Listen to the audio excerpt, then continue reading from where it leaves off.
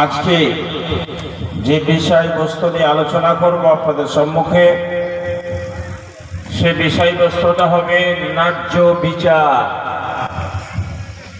যেই সাবজেক্ট, যে টপিক নিয়ে বক্তব্য রাখবো আপনাদের সম্মুখে, সেটা হবে ন্যায্য বিচার, যার উর্দু ভাষায় হবে ইনসাফ, আরবিতে বলা হয় আদল। আয়াতকে কেন্দ্র করে ইনশাআল্লাহ কথাগুলি রাখবো। ওমা তৌফিকি ইল্লা বিল্লাহ। সর্বপ্রথমে যে আয়াত তেলাওয়াত করেছি, সে আয়াতের তর্জমা, ট্রান্সলেট, সর্বমর্ম বলে বিষয়ের দিকে আগমন হবে ইনশাআল্লাহ। আল্লাহ পাক বলছেন, আল্লাহ ইয়ামুরু বিল আদলি ওয়াল ইহসানি ওয়া ইতা'i যিল কুরবা ওয়া ইয়ানহা আনিল ফাহশাই ওয়াল মুনকার ওয়াল বাগি ইয়া'iযুকুম লা'আল্লাকুম তাযাক্কারুন। নিঃসন্দেহে আল্লাহর হুকুম, আল্লাহর নির্দেশ যে তোমরা আপোষের মধ্যে, সমাজের মধ্যে, বাড়ির ভিতরে, এলাকায়, দেশের ভিতরে ন্যায্য বিচার করো, হক ইনসাফ করো এবং সাথে সাথে ইহসান করো। আর আত্মীয় স্বজন, খেস আকারের যারা প্রয়োজন অনুযায়ী তাদের সাহায্য করো, তাদের কিছু দাও। এই তিনটা হচ্ছে আল্লাহর হুকুম। আর তিনটা কাজ থেকে আল্লাহ পাক নিষেধ করেছেন,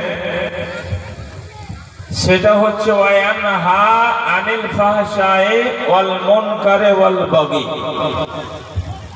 ফাহশা, ফহুশ থেকে, যার মানে হচ্ছে ঘৃণা কাজ, অশ্লীল কাজ, অশ্লীল চরিত্র ব্যবহার, যেটা নোংরাম কাজ, তাতে থেকে তোমরা বিরত থাকো, দূরে থাকো, তাতে থেকে তোমরা বেঁচে চলো। এক অপরের উপরে অন্যায়, অত্যাচার এবং মুখের দ্বারায়, হাতের দ্বারায় যেন মানুষকে কোনো কষ্ট, ক্লেশ, টাকা পয়সা, সমাজে কথাবার্তার মধ্যে যেন না হয়। তিনটা কাজ থেকে আল্লাহ নিষেধ করেছিল। এটা হচ্ছে তোমাদের জন্য একটা ওয়াজ, নসিহত, তোমাদের একটা সুদর্শন পথ রেখা হতে পারে। এর দ্বারাই তোমাদের লাভান্বিত হবে, তোমরা লাভ পাবে, যদি এই কথাগুলা মেনে তোমরা জীবনে পালন করতে পারো। ভাইরা আমার, দুনিয়াতে বর্তমানে ছোট থেকে নিয়ে বড় পর্যন্ত ন্যায্য বিচার বা হক ইনসাফ দিন বা দিন সরে চলেছে। আর সেটা যে একটা গুনাহ, সেটা যে একটা অন্যায়, তার দ্বারাই যে আমাদের কিয়ামতের দিনে হিসাব দিতে হবে, সেটা আমরা বুঝতেই পারছি না। বন্ধুগণ, মহানবী সাল্লাল্লাহু আলাইহি ওয়াসাল্লাম বলেন, হাদিস বুখারী, রাবি হচ্ছেন হযরত আবু হুরায়রা রাদিয়াল্লাহু তাআলা আনহু, ওয়া আবি হুরায়রা রাদিয়াল্লাহু তাআলা আনহু আনিন নবী সাল্লাল্লাহু আলাইহি ওয়াসাল্লাম قال سبعة يظلهم الله في ظله يوم لا ظل إلا ظله إمام عادل وشاب نشأ في عبادة الله।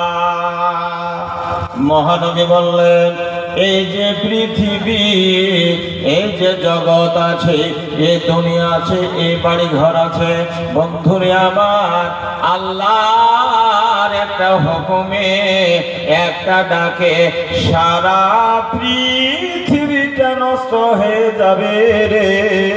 ধ্বংস হয়ে যাবে। গাছ থাকবে না, পালা থাকবে না, বাড়ি থাকবে না, ঘর থাকবে না, পাহাড় পর্বত, চন্দ্র সূর্য, সারা পৃথিবীটাই ধ্বংস হয়ে যাবে, নষ্ট হয়ে যাবে। মানুষের কোনো আশ্রয় থাকবে না, ভীষণ কষ্টের দিন হবে।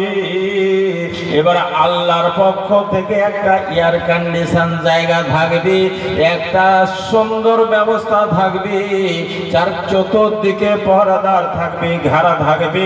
ওই জায়গাটার ভিতরে যারা প্রবেশ করতে পেয়ে যাবে, যারা টিকিট পেয়ে যাবে, যাদের সিট হয়ে যাবে, তাদের কোনো কষ্ট ক্লেশ হবে না, জীবনে দুঃখ হবে না, শান্তি শান্তিতে থাকতে পাবে।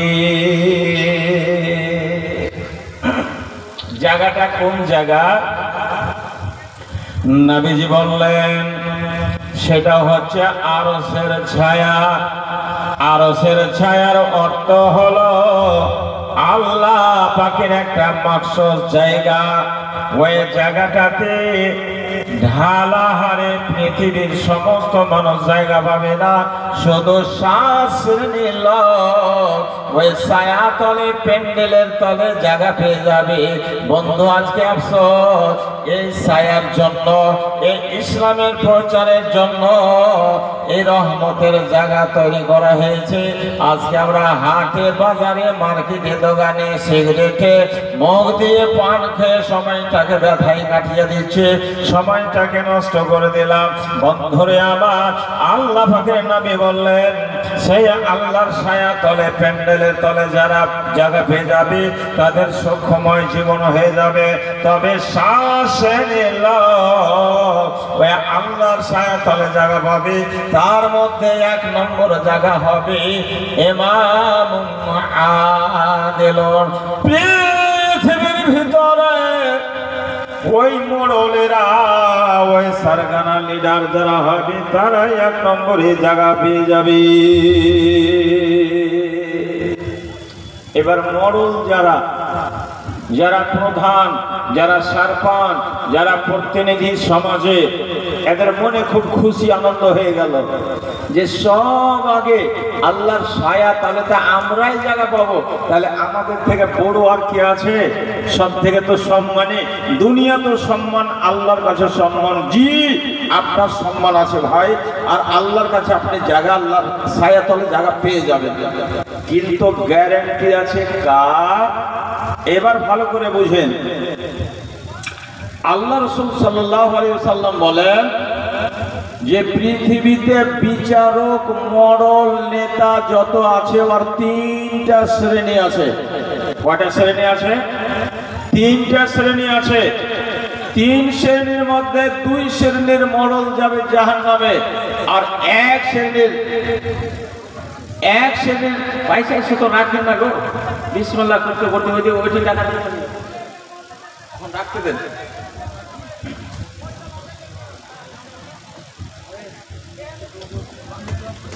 দুই শ্রেণীর মোড়ল যাবে জাহান্নামে, আর এক শ্রেণীর মোড়ল যাবে জান্নাতে।